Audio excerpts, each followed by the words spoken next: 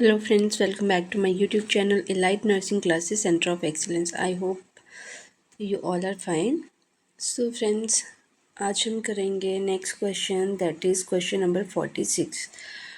Which client is at risk for the development of sodium level at 130 milliequivalent per liter? Means 130 millimole per liter. So कौन सा client risk पे है for developing sodium level of 130 मिलीक्यूलेंट पर litre. सो पहले हम बात करते हैं नॉर्मल सोडियम लेवल। सो वो normal sodium level is 135 to 145 milli equivalent per litre. तो सबसे पहले आपको नॉर्मल वैल्यूज़ पता होनी चाहिए जब भी आपने ऐसे किसी क्वेश्चन का आंसर करना है। लाइक आपको पोटेशियम का लेवल आपसे पूछा गया है, पोटेशियम हो गया, कैल्शियम हो गया, सोडियम हो गया, राइट। सो इनके आपको लेवल्स पहले पता होना चाहिए। So normal sodium level is 135 to 145 milli equivalent per litre. So in the questions हमें वैल्यू बताई गई है 130 milli equivalent per litre. So 130 means it is less than 135, that means hyponatraemia.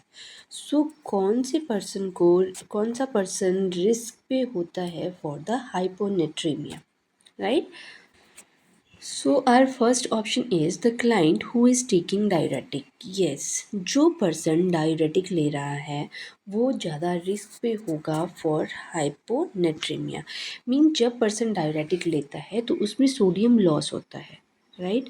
Sodium loss होगा in when person is taking diuretics, right. जब sodium loss होगा, water loss होगा, तो उसकी वजह से पर्सन में हाइपोनेट्रेमिया होगा। तो जो पर्सन डायरेटिक्स लेते हैं they are at risk for developing hyponatremia. So next is client with hyper aldosterone. So aldosterone क्या करता है, सोडियम रिटेन करता है, राइट। सोडियम को रिटेन करता है, सॉल्ट को रिटेन करेगा, राइट। सोडियम को क्या करेगा, ये रिटेन करता है। सो ये रिटेन करेगा, अगर बॉडी में रिटेन हो रहा है मीन्स हाइपरनेट्रीमिया होगा। सो ये हाइपरनेट्रीमिया पे रिस्क पे होगा if person is taking person with hyper aldosteronism. Next is the client with cushion syndrome. So cushion syndrome में क्या है, कॉर्टिजोल इंक्रीज होता है और सोडियम रिटेंशन इंक्रीज हो जाते हैं। सो जब सोडियम रिटेन होना स्टार्ट होता है तो उसकी वजह से क्या होगा, हाइपरनेट्रीमिया होगा। The client who is taking corticosteroid. So corticosteroid में भी सेम चीज़ होगी, राइट। सो ये सारे ऑप्शन आ रहे हैं जब पर्सन हाइपर एल्डोस्टेरोनिज्म होगा, कुशन सिंड्रोम होगा, कॉर्टिकोस्टेरॉइड्स अगर पर्सन ले रहा है, देन इन कंडीशन में हाइपरनेट्रेमिया होने के चांसेस होते हैं, ना कि हाइपोनेट्रीमिया। सो हमसे क्वेश्चन में पूछा गया है हाइपोनेट्रीमिया, राइट। सो कौन सी कंडीशन में हाइपोनेट्रीमिया होने के रिस्क होता है। So person who is taking diuretic वो ज़्यादा रिस्क पे होते हैं for hyponatremia. So first one is the correct option. So move करते हैं नेक्स्ट क्वेश्चन की तरफ। So our next question is question number 47। The nurse is caring for a client with heart failure who is receiving high dose of a diuretic. On assessment, the nurse note that the client has flat neck pain, generalized muscle weakness, and diminished deep tendon reflexes. The nurse suspect hyponatremia. What additional sign would the nurse expect to note in the client with hyponatremia? So question में हमसे पूछा गया है, nurse care कर रही है client की who is with heart failure and who is receiving diuretic, right. So person ने हाई डोज ले ली है, डायरेटिक की पर्सन को हाई डोज दे दी है, हार्ट फेलियर का पेशेंट है। जब हमने पेशेंट की असेसमेंट की तो हमने नोट डाउन किया कि क्लाइंट की फ्लैट नेक वेन है, जनरलाइज मसल वीकनेस है and diminished deep tendon reflexes हैं। नर्स सस्पेक्ट कर रही है कि पर्सन को हाइपोनेट्रीमिया हो गया है, right. So what additional sign would the nurse expect to note in the client with hyponatremia. So additional symptoms हमसे पूछे गए हैं हाइपोनेट्रीमिया के। सो जब हम डायरेटिक देते हैं पर्सन को तो उसकी वजह से सोडियम लॉस होना स्टार्ट हो जाता है बॉडी से। जब सोडियम लॉस होता है बॉडी से देन ऑब्वियसली उसमें पर्सन रिस्क पे होता है फॉर द हाइपोनेट्रीमिया। तो यहाँ पे हाई डोज हमने पेशेंट को दे दी थी, उसकी वजह से पर्सन को डेवलप हो गया हाइपोनेट्रीमिया एंड पर्सन को symptoms as you can see in the question कि पेशेंट को सिम्टम्स अराइज हो गए हैं like flat neck vein, generalise muscle weakness and diminished deep tendon reflexes. So ये सिम्टम्स हुए हैं और बाकी क्या सिम्टम्स पर्सन में अराइज होंगे, तो चलते हैं ऑप्शन की तरफ। First one is the muscle twitching. So muscle twitches ये किस में होगा, जब ये होगा हाई कैल्शियम में, राइट, जब कैल्शियम का लेवल इंक्रीज होगा। So this one is the incorrect option. Second one is the decreased urine output.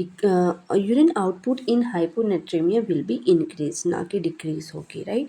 कैसे decrease होगी कि पेशेंट की बॉडी है, राइट, पेशेंट की बॉडी में हम डायरेटिक्स दे रहे हैं, डायरेटिक्स के बाद क्या हो रहा है, सोडियम लॉस हो रहा है, सोडियम डिक्रीज हो रहा है। जब सोडियम डिक्रीज हो रहा है तो सोडियम रिटेन नहीं कर पा रहा है फ्लूइड्स को in the body, do not retain the fluid in the body. जब फ्लूइड रिटेन नहीं हो पाएंगे बॉडी में, उसकी वजह से पर्सन में क्या होगा, पॉलीयूरिया, राइट, पॉलीयूरिया पर्सन में होगा। सो पॉलीयूरिया मतलब इंक्रीज यूरिन आउटपुट, तो पर्सन की जो यूरिन आउटपुट है दैट विल बी इंक्रीज, ना कि डिक्रीज होगी। Next is the hyperactive bowel sound. Yes, hyperactive bowel sound होगी जब भी फ्लूइड कम होता है, इंटेस्टाइन की mobility will be increase, right. So hyperactive, अगर मोबिलिटी इंक्रीज हुई है इंटेस्टाइन की, तो उसकी वजह से बाउल साउंड में की हाइपर एक्टिव हो जाएंगी। So third one is the correct option. Fourth one is the increase specific gravity of the urine. अब स्पेसिफिक ग्रेविटी डिक्रीज होगी, ना कि इंक्रीज होगी। डिक्रीज कैसे होगी, as I told you, person diuretic ले रहा है, सोडियम क्या हो रहा है, लॉस हो रहा है बॉडी में। सो बॉडी पेशेंट की रिटेन नहीं कर पा रही है फ्लूइड को, उसकी वजह से पर्सन को क्या हो रहा है, पॉलीयूरिया हो रहा है।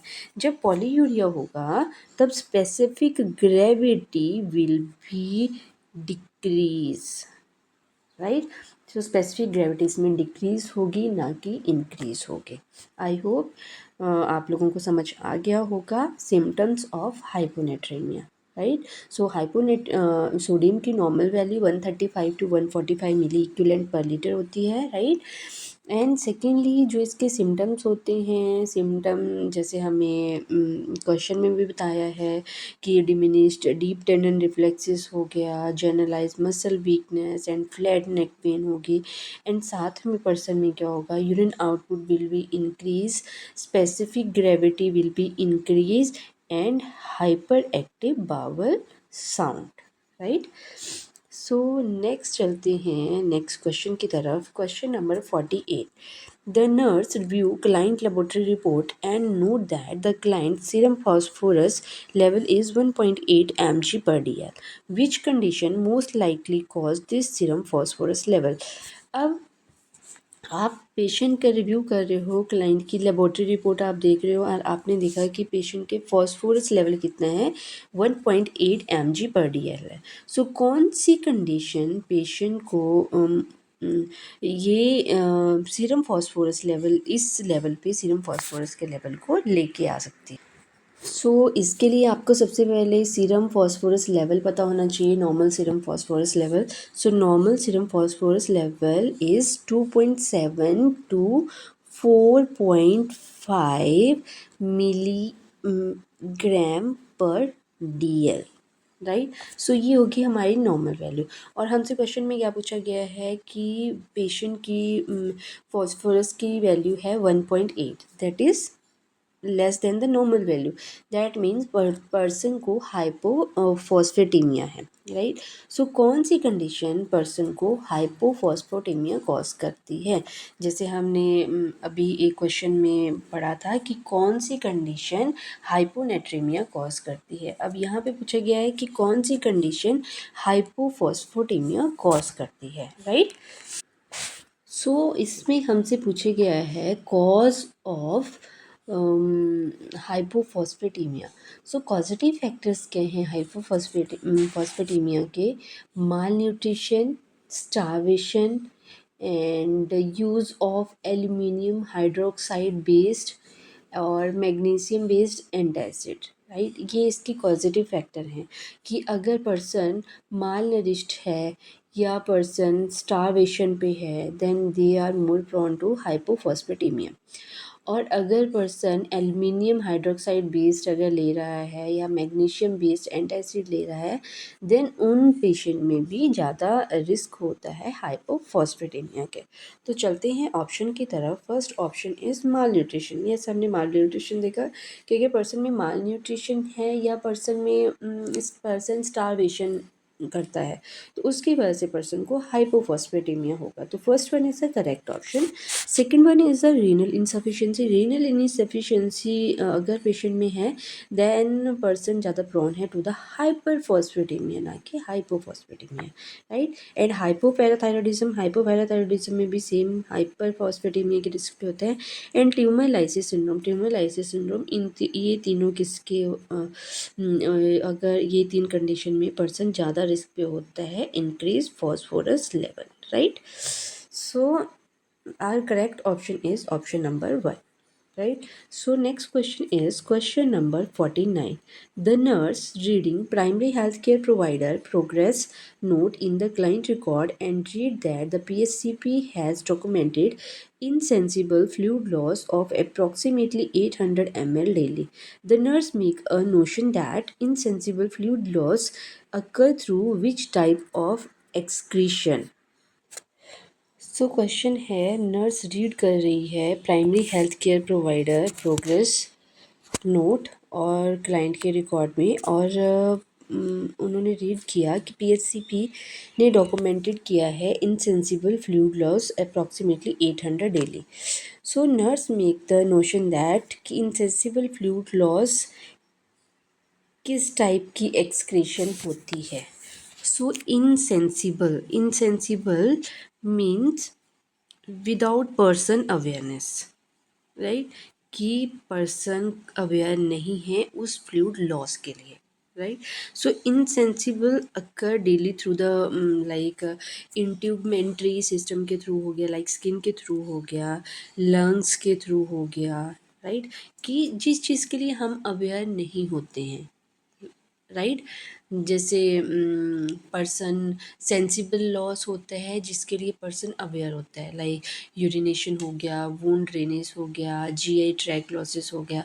ये है कि इस चीज़ के लिए पर्सन अवेयर होता है, तो ये हो गया sensible, right, sensible loss. But हमसे पूछा गया है इनसेंसिबल। इनसेंसिबल मीन्स पर्सन जिस चीज़ के लिए अवेयर नहीं है, तो ये आएगा स्किन के थ्रू, लंग्स के थ्रू, right, skin and lung. So चलते हैं ऑप्शन की तरफ। First one is the urinary output, no, ये तो हो गया सेंसिबल लॉस। वूंड ड्रेनेज, ये हो गया sensible loss. Third one is integumentary output, yes, integumentary output means skin के थ्रू जो लॉस हो रहा है that is insensible fluid loss. Third one is GI, so GI gastrointestinal loss में भी, ये भी किस में आता है, ये आता है सेंसिबल फ्लूइड लॉस में। So our correct option is option number 3. So next question is question number 50. The nurse is assigned to care for a group of client. On review of the client medical record, the nurse determined that which client is most likely at risk for a fluid volume deficit. So question है कि nurse को assign किया गया है care करना है group of client का, right, group of patient को केयर प्रोवाइड करनी है। जब नर्स ने रिव्यू किया क्लाइंट मेडिकल रिकॉर्ड, नर्स ने देखा कि कौन सा क्लाइंट रिस्क पे है फॉर फ्लूइड वॉल्यूम डेफिशिट के लिए, right. So first option is a client with an ileostomy. So fluid volume deficit कब होगा, जब फ्लूइड इनटेक सफिशिएंट नहीं होगा हमारी बॉडी की जो फ्लूइड नीड है उसको फुलफिल कर सके, right. Fluid volume deficit as the name indicate कि फ्लूइड वॉल्यूम कम है, कि हम कम फ्लूइड ले रहे हैं, जितनी हमारी बॉडी की नीड है उससे भी ज़्यादा कम फ्लूइड अगर पर्सन लेता है, that is fluid volume deficit. Show cause क्या है फ्लूइड वॉल्यूम डेफिशिट के? अगर पर्सन में वॉमिटिंग हो रही है, जिसको हम डिहाइड्रेशन बोलते हैं, राइट। डिहाइड्रेशन कब पेशेंट को होती है? अगर पर्सन को वॉमिटिंग है, डायरिया है, या और किन कंडीशन से फ्लूइड वॉल्यूम कम होता है बॉडी में, लाइक रेस्पायरेशन अगर इंक्रीज़ है, right, increase urine output increase है, उसकी वजह से भी फ्लूइड वॉल्यूम डेफिशिट हो सकता है। इनसफिशिएंट इंट्रावेनस रिप्लेसमेंट हो रही है ड्यूरिंग फिस्टुला हो गया, and the presence of ileostomy and colostomy अगर पर्सन में हो रही है, देन उन कंडीशन में फ्लूइड लॉस ज़्यादा होता है, देन उन कंडीशन में फ्लूइड वॉल्यूम डेफिशिट होने के चांसेस होते हैं, राइट। आई थिंक आप लोग समझ के होंगे कि फ्लूइड वॉल्यूम डेफिशिट किन किन कंडीशन में होता है, राइट। डायरिया हो गया, वॉमिटिंग हो गया, respiration increase urine output, insufficient IV fluid replacement, drainage fistula हो गया, इलियोस्टमी एंड कोलोस्टमी में, राइट। सो चलते हैं ऑप्शन की तरफ। First one is a client with an ileostomy, yes, तो first option is are correct option कि अगर पर्सन इलियोस्टमी है पर्सन में, then this patient is more prone to fluid volume deficient. Next is client with the heart failure, ये ज़्यादा fluid volume access के risk पे होती हैं। Client with long term corticosteroid, ये भी फ्लूइड वॉल्यूम एक्सेस पे ज़्यादा रिस्क पे होते हैं। Client is receiving frequent wound irritation. So ये तीन कंडीशंस ये आती हैं फ्लूइड वॉल्यूम एक्सेस, राइट, ना कि डेफिशिएंट एक्सेस, राइट। सो हमसे क्वेश्चन में क्या पूछा गया था? फ्लूइड वॉल्यूम डेफिशिएंट के बारे में, फ्लूइड वॉल्यूम डेफिशिएंट के बारे में पूछा गया था। तो our correct option is option number 1। So friends, आज की क्लास में इतना ही। रिमेनिंग क्वेश्चन हम करेंगे नेक्स्ट क्लास में। अगर आपने मेरी वीडियो को लाइक नहीं किया है, so kindly like the video, subscribe my channel and share with your friends. Thank you, bye bye.